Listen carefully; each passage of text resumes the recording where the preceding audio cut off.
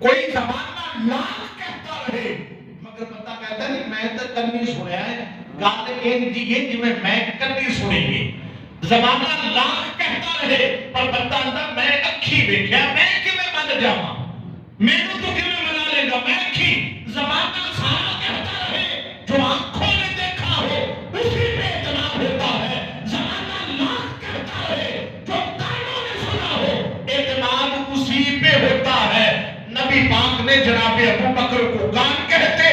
کے جناب عمر کو آنکھیں کہہ کے زمانے کو بتا دیا لوگوں جیسے مجھے اپنے کانوں اور آنکھوں پر اعتماد ہے ایسے مجھے ابو بکر پر بھی اعتماد ہے اپنے عمر فاروق پر بھی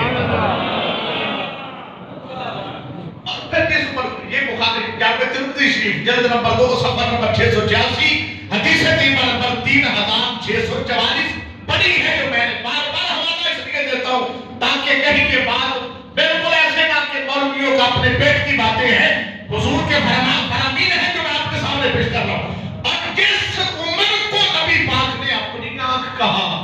پھر اس عمر کی آنکھ کا کمال ملاحظہ فرمایا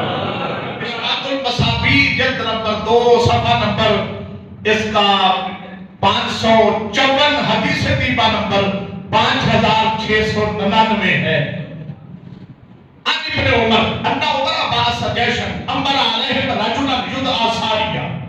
فبينما عمر يخطب فجعل يسير يا ساري الجبل فقدم رسول من الجيش فقال يا امير المؤمنين لقينا عدونا فهزمونا فاذا هو بسائر يسير يا ساري الجبل فاسندنا ظهورنا الى الجبل فهزمهم الله تعالى كما قال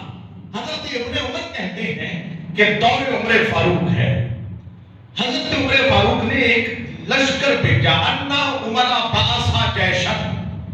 ایک لشکر بھیجا کدھر ملک ہے فارس کا جنوبی ہندوستان کے پہاڑ ہیں ان کے پاس ایک بستی ہے جسے تہاوت کہا جاتا لشکر بھیج دیا فبینما عمر یخطب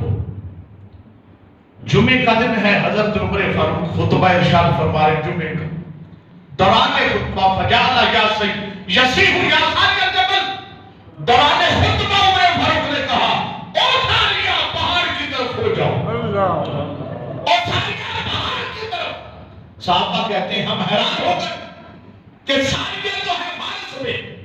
فارس کے جنوبی ہندوستان کے پہاڑوں میں بستی نام ہے وہاں ہے اور یہ ہے مدینہ اور ہے مسجد نبوی